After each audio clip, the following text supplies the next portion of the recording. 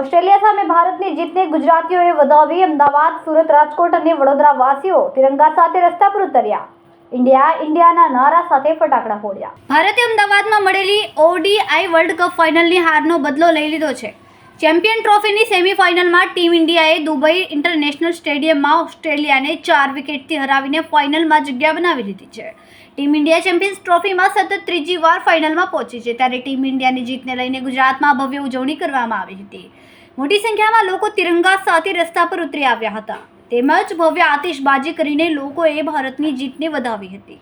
ભારતની ભવ્ય જીતને લઈને સુરતીઓમાં ભારે ઉત્સાહ જોવા મળ્યો હતો. સુરત શહેરના ભાગળ રસ્તા પર ટીમ ઇન્ડિયાની જીતની ઉજવણી કરવામાં આવી હતી. સુરતીઓ તિરંગા સાથે રસ્તા પર ઉતરી આવ્યા હતા. તેમજ ભવ્ય આતિશબાજી કરીને ટીમ ઇન્ડિયાની જીતને વધાવી હતી.